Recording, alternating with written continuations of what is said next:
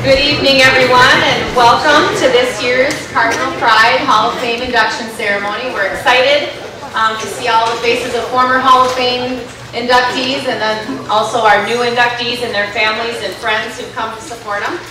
We're so happy you could all be here. We're happy that we are not getting completely pounded with rain right now, so hopefully that will hold true through the game tonight, but thank you all for coming. My name is Allie Dirksen. I'm a member of the Cardinal Pride Board. Jerry Swoboda is the president. However, he is cheering for his daughter in their section's tennis meet today. So he does send his best wishes, and he will be here at halftime to escort the inductees and their family and friends that are going to be going out on the field with them at the halftime show. I would like to introduce the Hall of Fame board members right now. I'm sorry, Cardinal Pride board members right now. They're all in red jackets like this, say Cardinal Pride Board. We have Megan, Leanne, Doug, I don't see you. Doug is running in here. His wife was borrowing his jacket, and Jen has been a great assistant for this whole event for Cardinal Pride, the Cardinal Pride Board. Scott and Heidi and Manny.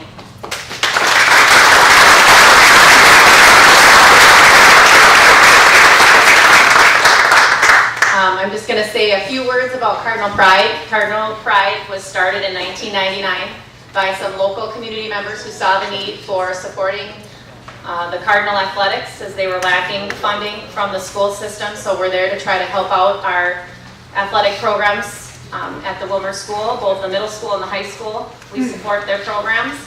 Since 2009 is when we have our documentation from, but we've been able to provide over $130,000 for our student athletes and their programs. Last year we were able to give to 10 different programs. Excited about that. A lot of the things we give are the helping with the uniforms, equipment needed. We've provided the mascot, we've bought a drum for the band, done other things like that, and it's we get our money from support for the Cardinal Pride through our golf fundraiser, which some of you participate in, 50-50 raffles, fall programs, which you'll see at the front door from the advertisers. A local community helps us with that. The golf outing does, we have created an endowment fund to support the kids, and hopefully the plan with that endowment fund is that no student athlete will have to pay a student fee someday. Hopefully it'll be free to play at Wilmer School for our students. But tonight we are very excited to induct 6 new Hall of Fame individuals: Steve Schneider, John Nelson, Gene Spalding, Lane Erickson, Daryl Ramey, and Gain Stone. We're very excited to induct you gentlemen into the Hall of Fame tonight. It'll be a very exciting night.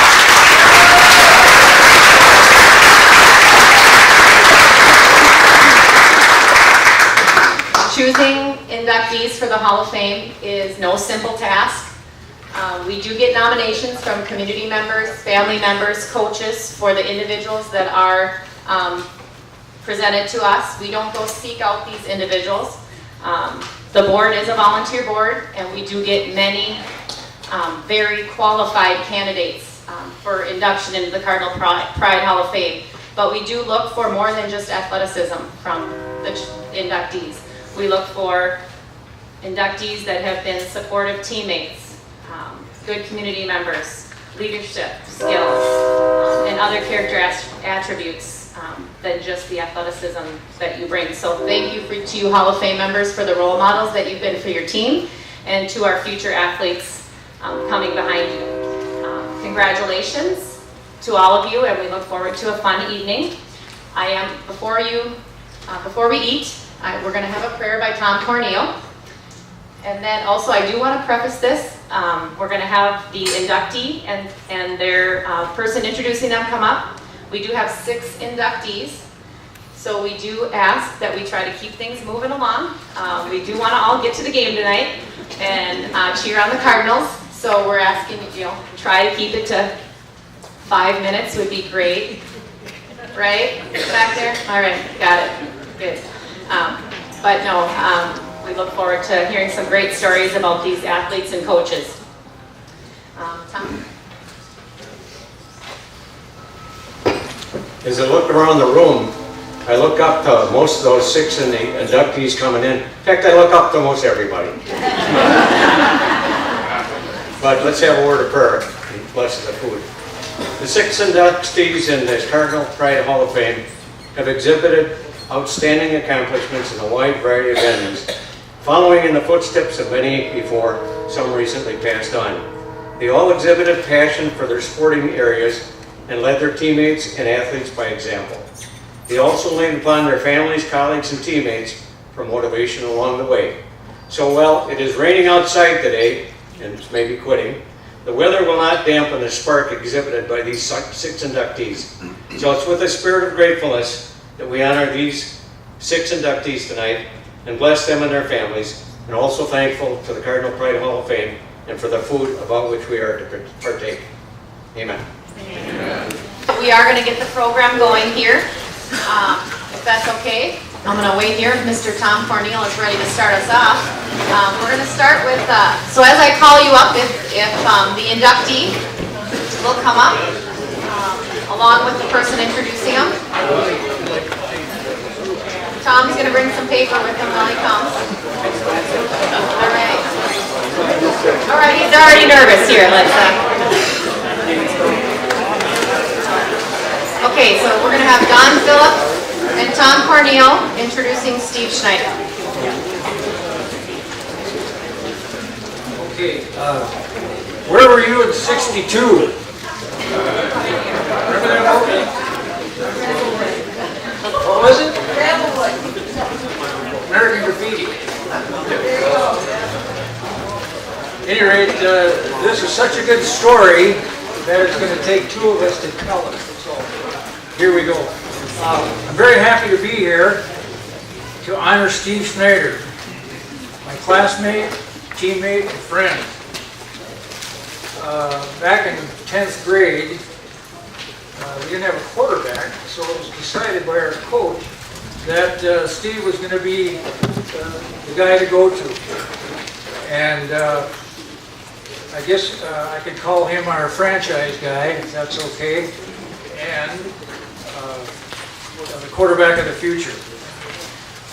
There's a couple of games I'd like to mention. Our junior year against Montevideo, we had a Montevideo team, a high potent Montevideo team coming in here. I think they were undefeated. It was homecoming our junior year over here at Hodap, of course, and if I remember right, they kicked off to us, 3 and out, and they had the ball, and it was about first or second play from scrimmage. The guy ran up the middle for a touchdown, and I said, oh my God, and a 7-zip, Monty, and I chased the guy, and I got real tired when I got to Harry's corner. And it gets better because I hitchhiked back, and the guy dropped me off at Zim's cabin. I don't know how that happened. Anybody remember Zim? Anyhow, we had a great performance by our junior quarterback, Steve Schneider.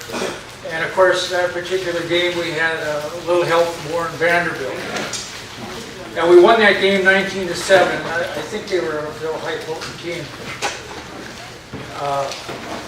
Fast forward now to the next year, our senior year, last game of the season, championship game with Morris.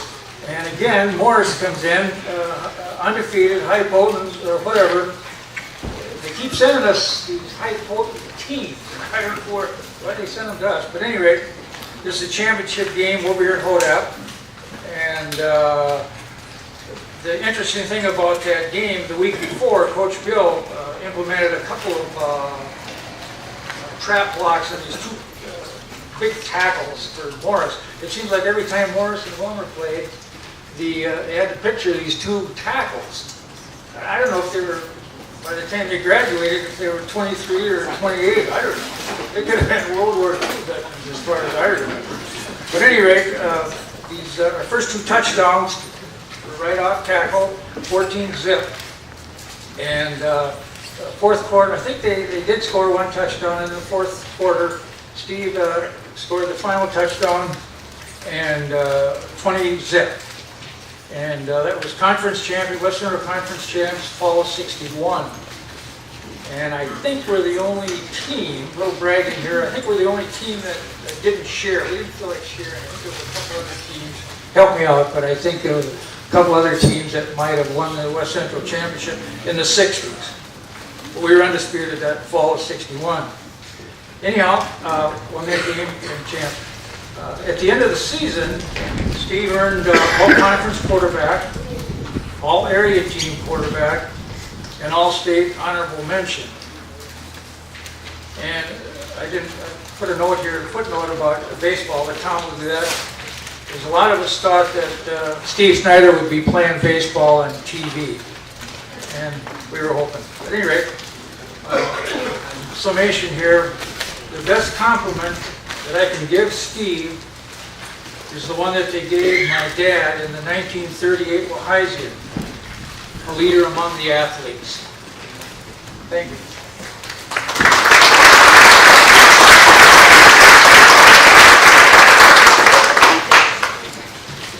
Well, we decided to split it up, and I'd take the baseball and the basketball side of it. I know Steve was a 2-year starter in basketball in all conference his senior year, and played at guard with a good group of guys, good bunch of athletes, and good competitors. But his prowess was really in baseball. I was fortunate enough to play 3 or 4 years with him, both in the Legion and the high school team. And he was probably the most dominant pitcher in the area for about 3 or 4 years, and especially in '61 and '62. He threw an impressive no-hitter against Benson, which was, he didn't experience that very often. And then in his senior year, we beat Minneapolis South 10-1. He had 8 strikeouts against the big city team, so we were pretty excited about that game. Then goes on to the University of Minnesota. Dick Siebert, the legendary chief coach, offered him a scholarship, and he became the starting shortstop in the 1964 National Championship baseball team.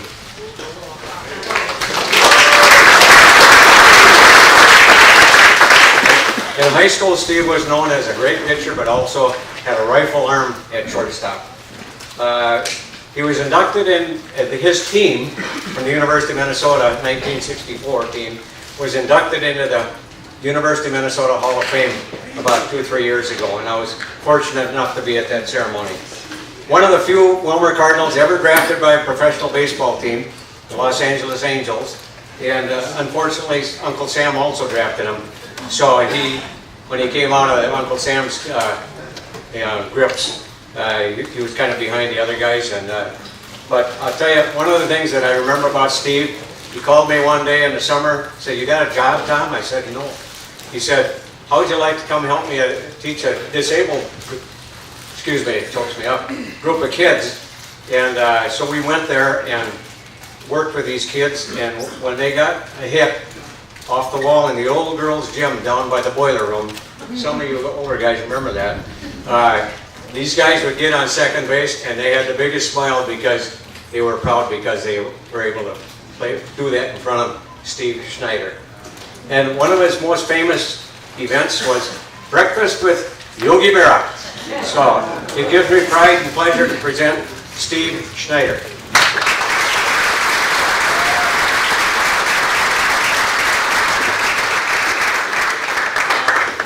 Thank you, Tom and John, teammates of mine. I know there are some exaggerations in some of that stuff they just said. John was trying to be a comedian, but that's okay. Anyway, I want to thank the committee for choosing me or giving me the honor of this. Also, the good Lord for my mom and dad who gave me the ability to desire to play and compete. And of course, there's Coach Iverson, Coach Phil, football, Russ Addison, basketball. And then I can go on about Gene Kelly, Al Swanson, the directors back then. We had a great place to play. We always had Miller Park. No, Miller Park wasn't there when that. It was Rice Park, Woodhead Field, North Side, East End. We always had a place to play. We'd get a bunch of guys together. We didn't need our parents.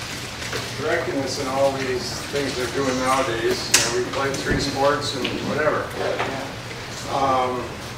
The thing about Yogi Berra is true. I take too long to tell the story, but it was my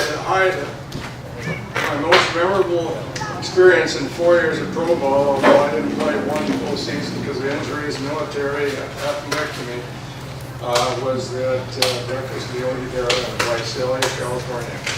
Anyway, as far as teammates, Warren Vanderbilt, when I was a junior quarterback, as Don mentioned, I mean, when you have Warren Vanderbilt and Roger Valentine and the line we had, it was easy just to hand off to them, and they were the good players on that team. As a senior, Earl Johnson, all-state halfback, defensive back, went to Wisconsin. And of course, friends, I'm just honored to be inducted with Lane Erickson. Lane and I grew up across the street from each other. We played many hours of catch with basketball. We had a cement driveway. We had a backyard that was on grass. So we'd be across the street at the Ericksons playing basketball or catch with something. And of course, the other teammates, good friends. I see Mike Fisher's here and a few other. Anyway, Lane is a great guy, good athlete, great athlete. Of course, Darryl Ramey, another old friend from back junior high. I first met him. Of course, us guys going to Catholic school are always envy of Lutheran because they go out to the Green Lake Bible Camp and meet all these gals. Anyway, and then as a kid, as a junior high kid, watching Gene Spalding, was probably one of the better halfbacks ever to come out of home. Anyway, Hodapp Field, we used to go over it all the time. When we used to go to Hodapp Field, man, that was the big ball diamond in town. And playing with my friends there, just go make up games and play. And of course, being a bat boy for the Rails had gone by then, I think, but I was with the Redbirds or the Colonels. And playing town ball with the Colonels, and with Darryl Ramey, he played 1 year with us. He was, I think he was our ace pitcher, weren't you, Ramey?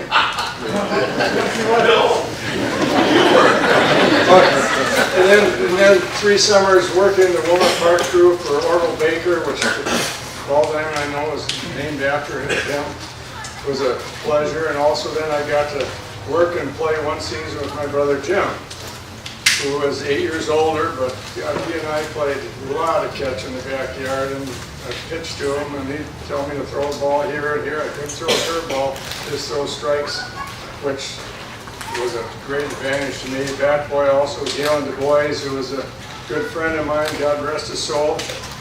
But he always, on 9th grade, he always had those heaters, you know, and I said, Galen, you shouldn't be smoking all the time. He died of cancer. It's a lesson to smokers. Anyway, you know, growing up as a kid, Homer, I always tell friends of mine who had an idyllic childhood. Small town, you could ride your bike for wherever and forget about it and go back a day or 2 later and still be there. And then, of course, I see classmates, Carolyn and Shirley, the 2 gals I was always envious in high school. They wouldn't go out. Well, Carolyn and I were night, and we had 1 date in freshman.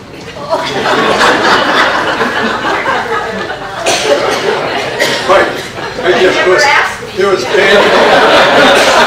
Well, we were too busy with stuffy deer.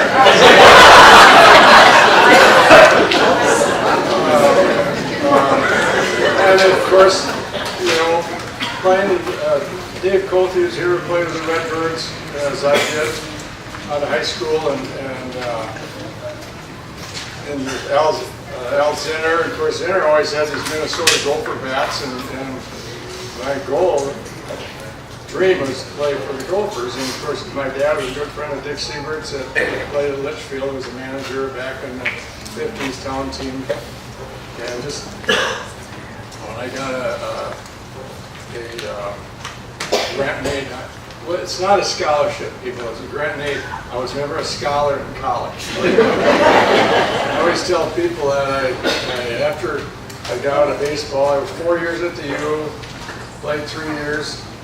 Freshmen weren't eligible, but anyway, and then I played 4 years of pro ball, I worked at your construction and so I got into baseball and said this isn't for me. So I went back to St. Cloud 2 years, got my degree, went to grad school in Mankato a year. So I always tell people I was such a scholar, it took, I crammed 4 years into 10 to get my degree. Anyway, Pee Wee baseball, Little League, ward football, basketball. I mean, it was just a great time growing up as a kid in Wilmer. If I've forgotten anybody, I forget my phone. Probably my dear wife, Catherine, my kids,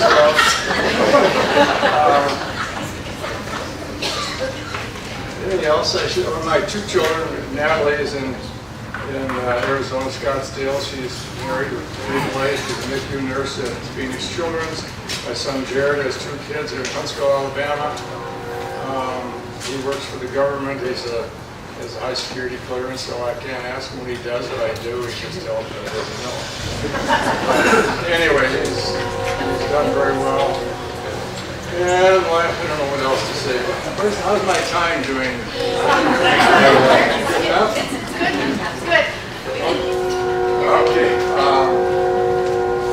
Anyway, having great teammates and good friends, it helps you play a little better, but I could name a number of athletes. I think Earl Johnson, one who, of course, no one knows where he's at. And he was one of my best friends, along with Galen DeBois, who passed away. My dad and mom, I mean, it was just one of the highlights as a kid. We lived about 3 blocks from that field, and I could just dream about playing there. But one of the nice things about that field back in the AA amateur days of the late 40s, early 50s, and some of these guys were paid under the table, and a lot more of them were paid than you realize. My dad was involved with that. But Mom and Dad had 2 seats in the old Hodat Field grandstand, which is right over by that red ticket house, which way back then.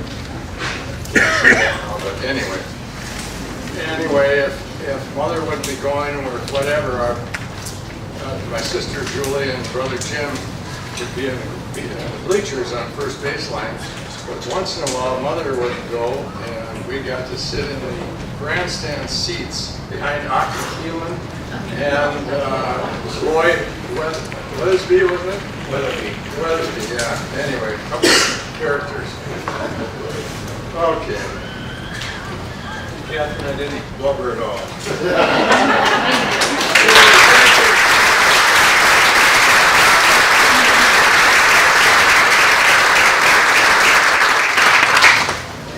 Congratulations to everybody, and thank you to everybody for coming today. It's so great to see such a big turnout for this event. Do just want to say a special thank you to Fernando Alvarado for taking the photos here today. Thank you, Fernando. And Josh Berman.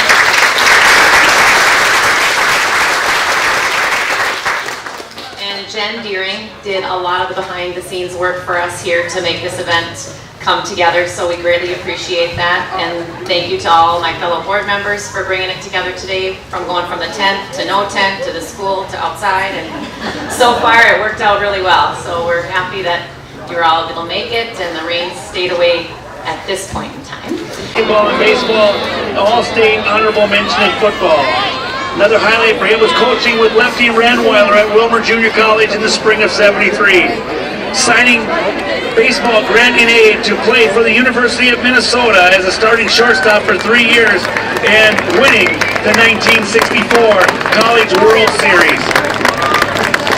And finally being drafted in the minor leagues by the Pittsburgh Pirates, Chicago White Sox, and California Angels, eventually signing a contract with the Angels in the 1966 and playing for 4 years in their farm system.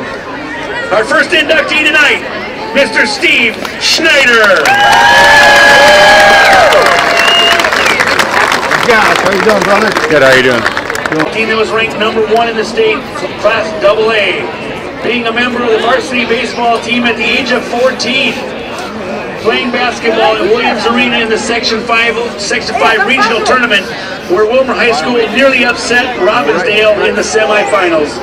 He was awarded the top athlete in a very talented Wilmer High School class of 1971, and also playing with his teammates in the 1970 football season when Wilmer High School went undefeated and received a top 10 ranking in the Minneapolis Star Tribune. Our next inductee, John Nelson.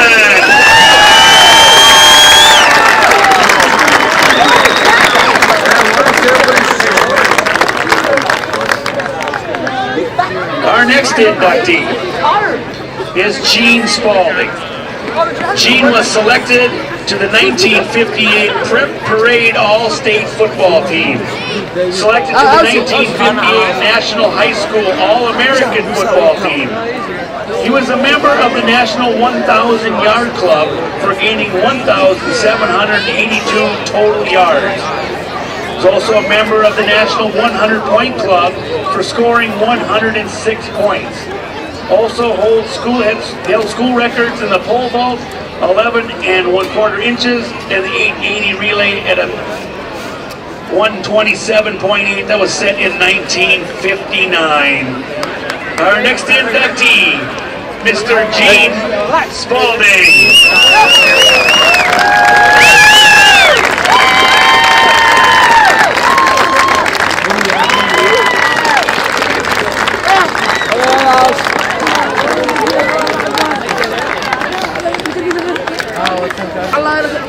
All right, our next inductee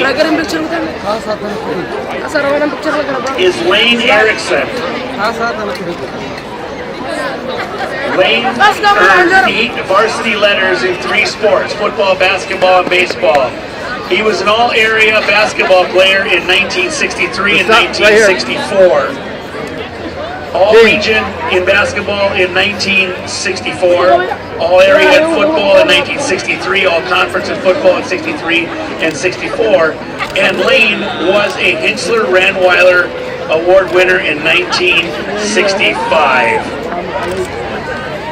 Lane isn't with us tonight as he has passed, so let's give a big warm applause to Lane Erickson.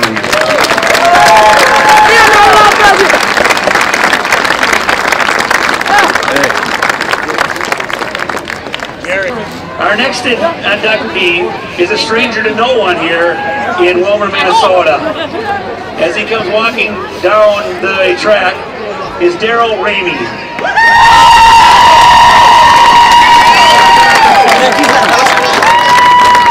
Daryl Ramey was hired in Willmar as a teacher and football coach as well as track coach in 1978. Some of his highlights were coaching Stacy Manuel, the 2002 Willmar graduate, when she set a state and national high school record in the pole vault at 13 feet 4 inches as a sophomore. Also coaching the Willmar Cardinal football team to the state playoffs in 1987 and 1988. Coaching girls basketball alongside Shorty Schrader in 2 state tournaments in 1992 and 1994. And Daryl says being privileged to work with the wonderful students, athletes, faculty, staff, and administration in Willmar for 25 years. Inductee, Mr. Daryl Ramey.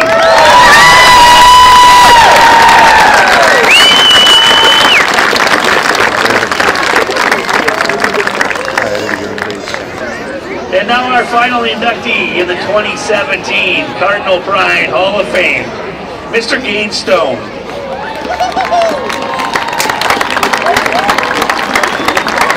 Gain was a Willmar High School mathematics teacher, counselor, and coach from 1966 to 1998. Gain coached 3 sports for many years: boys and girls cross country, boys swimming, and boys and girls track and field. Started and coached the boys swimming team for 22 years in 1969, where they were Central Lakes Conference champions 5 times and section champions 3 times. Coached numerous state meet entries in boys and girls cross country and track and field as well as boys swimming. Many times, all of them in the same year. He was Coach of the Year 2 times in cross country and 3 times in swimming. Named Assistant Track Coach of the Year for the state of Minnesota in 1997. Mr. Gain Stone.